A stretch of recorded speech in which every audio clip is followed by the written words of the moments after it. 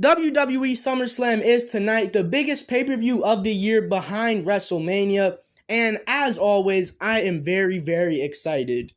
WWE has just been on fire with their pay-per-views this year. Every pay-per-view has been an absolute banger. SummerSlam is looking to be no different than that. We've got an absolutely stacked card, a lot of great storylines heading into tonight. This could end up being the best pay-per-view of 2023. This show is shaping up to be amazing. But I do have a little bit to complain about. Maybe not complain about, but more just address. And that is Trish Stratus and Becky Lynch not having their match on this SummerSlam card. I'm not going to act like I was really looking forward to their match because I wasn't. Their feud has been pretty boring and I don't think the match would be very good. But they've still been feuding for like 3-4 months. Anytime you have people feuding for that long, it's pretty much guaranteed that they're going to have a big blow-off match at a big pay-per-view like a SummerSlam. I mean, from a few months ago, you could tell these two were more than likely going to have a match at SummerSlam. And now it's not happening at SummerSlam. It's happening on Raw in, I think, a few weeks. Just very odd to me that that's not included, but I don't care that much. What I do care a little more about is Rhea Ripley not defending her women's world title on the SummerSlam card. She won the belt at WrestleMania in April, 4 months ago, and since then, she has defended the title a whopping 3 times. And it looked like they were setting up something for her at SummerSlam because for the past few weeks, she's been having a little bit of a feud, a little bit of a storyline with Raquel Rodriguez, and I thought that was going to be the big SummerSlam match for her. Turns out, they're not even having the match. That's just a little crazy to me how arguably the top woman in the entire company is not having a match on the second biggest show of the year. Just a little weird to me. But then again, WWE, at least under Triple H, prefers quality over quantity when it comes to their pay-per-view match cards, so I don't blame them wanting to keep the show shorter with every match getting a chance to be better because they get better time. So it's not that big of a deal. Enough with that. Let's start talking about the actual card we have for SummerSlam because we got a lot to talk about. This is my SummerSlam predictions. Let's just get into it. Starting off with the Slim Jim SummerSlam Battle Royale, I think they are doing this match for 2 reasons. And that's 1, to get a hell of a lot of money from a Slim Jim sponsorship, and also to finally give LA Knight his big moment. WWE has had so many opportunities to finally give LA Knight his moment, finally give him his push, and they haven't done it. If he doesn't win this Battle Royale, oh man, I think we can just give up our hope on LA Knight because I don't think they're going to push him. So I'm predicting LA Knight to win this Battle Royale. He's going to get a huge pop from the crowd if he does, and it'll just be happy times. If he doesn't win, who knows? The crowd might turn on the rest of the show. LA Knight's got to win. Don't think too hard about it. Next match, Ronda Rousey versus Shayna Baszler in an MMA rules match. This is going to be very interesting. I really don't care much about the story, but I think it's going to be very interesting to see how an MMA rules match plays out in WWE. I think it's obvious who's going to win this match. Shayna Baszler. There have been many rumors that Ronda is leaving WWE after this match. So what better way to go out than putting one of her best friends over on her way out of the company? It would be like a passing of the torch moment, and it would give Shayna that momentum and that credibility that she has not had since she came up from NXT a few years ago. So Shayna Baszler defeats Ronda Rousey in this MMA rules match. Next up, we got Logan Paul versus Ricochet. I am very excited to watch this match. It's just going to be a quick, action-filled spot fest of a match, and I can't wait to watch what these two are going to do. They don't need more than like 11 to 12 minutes to just go out there and put on a show for the crowd and everybody watching at home. And I'm pretty confident that Logan Paul is going to win this one. He hasn't won a match since, I think, SummerSlam of last year, and Ricochet is a great opponent to have Logan Paul go up against, have a great match with, but also get a win back on his name.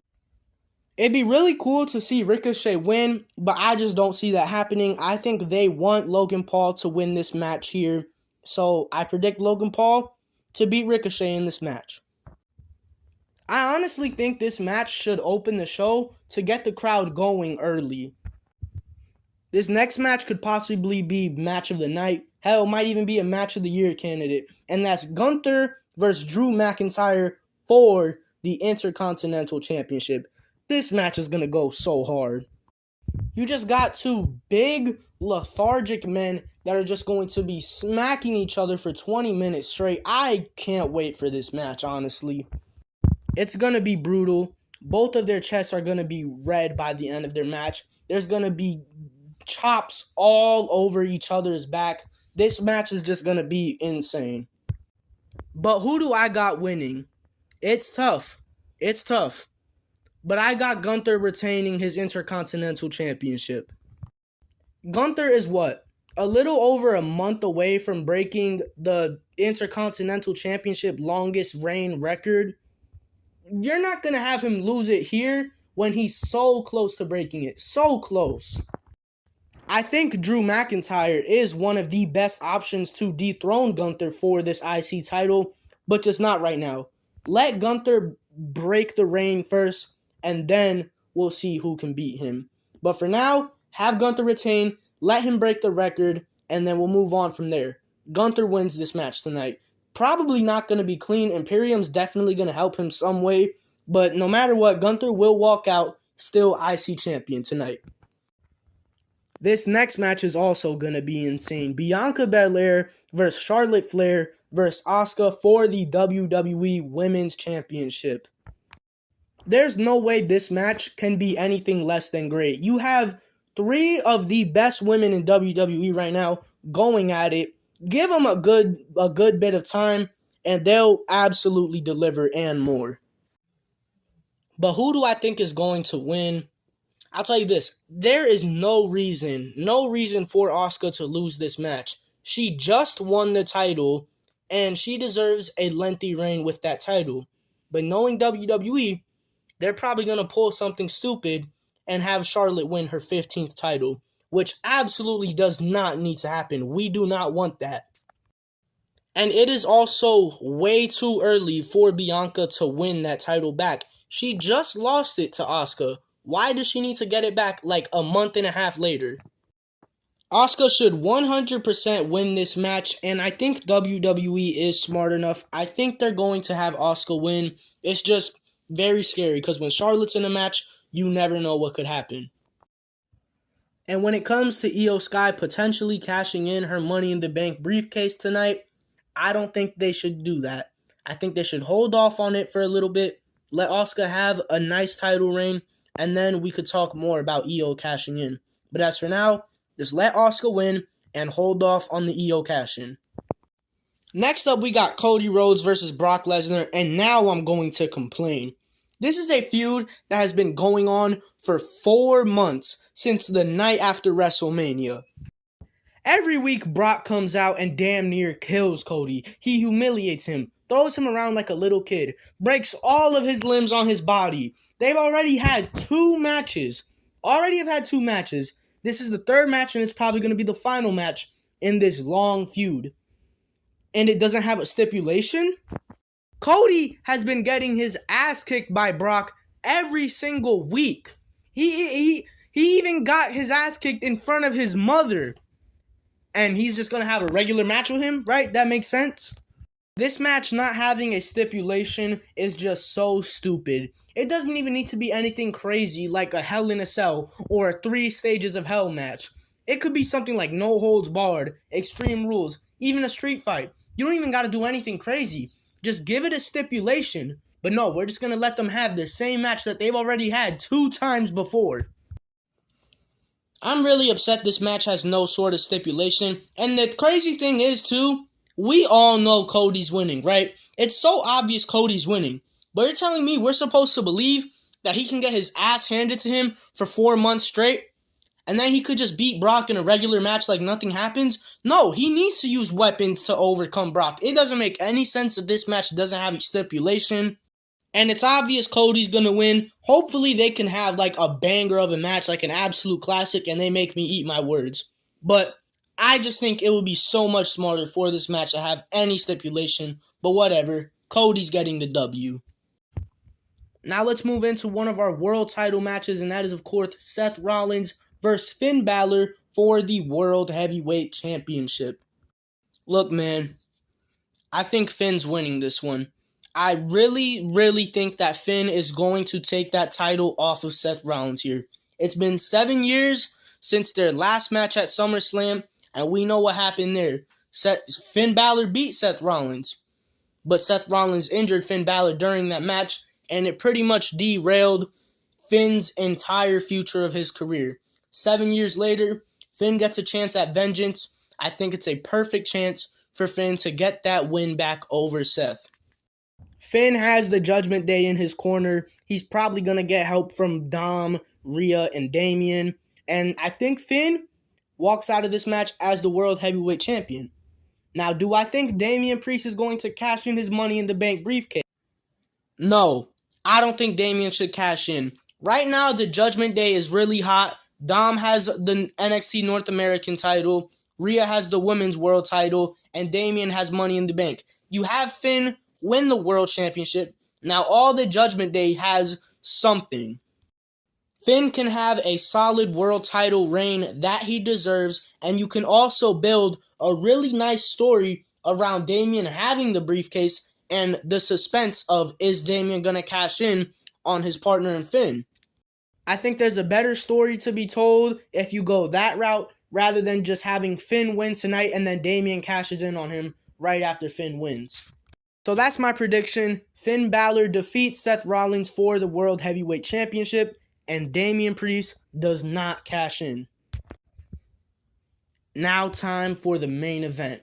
The biggest match of the show, the biggest match of the year, Tribal Combat for the undisputed WWE Universal Championship and the role of Tribal Chief Roman Reigns versus Jey Uso.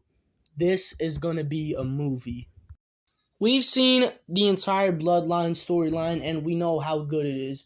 We've seen the rise of Jey Uso over these past few years. We've seen Roman Reigns ascend into a new level of star power. Just everything going into this match makes it feel so big. But who's going to win? Who's going to walk out as Tribal Chief and Champion? I really want Jey to win. I really want to see Jey win, but I know it's not going to happen. I know Roman's going to retain, and it hurts me to say that because I would love to see Jey win, but it's not going to happen. Roman Reigns is going to retain his championship and his role of Tribal Chief. But I think this is bigger than just the match and who wins it. I think something crazy is going to go down tonight because every time the Bloodline is involved in a pay-per-view, something crazy happens. I think we're going to see a returning Jimmy Uso in this match tonight, and I think there's a great possibility he turns on his brother Jey. I'm not saying it's going to happen, but I think there's a possibility it does. Who knows, we could even see Solo turn on Roman, or maybe we see a returning The Rock, and he comes out and confronts Roman. There has been heavy rumors of The Rock returning, and what would be a better chance for him to return than now in the midst of all this Bloodline drama? I don't know, man. I just can't wait to see how this plays out. I can't wait to see how this entire pay-per-view plays out. I'm very excited for SummerSlam tonight. And yeah, that's all I got to say. Peace.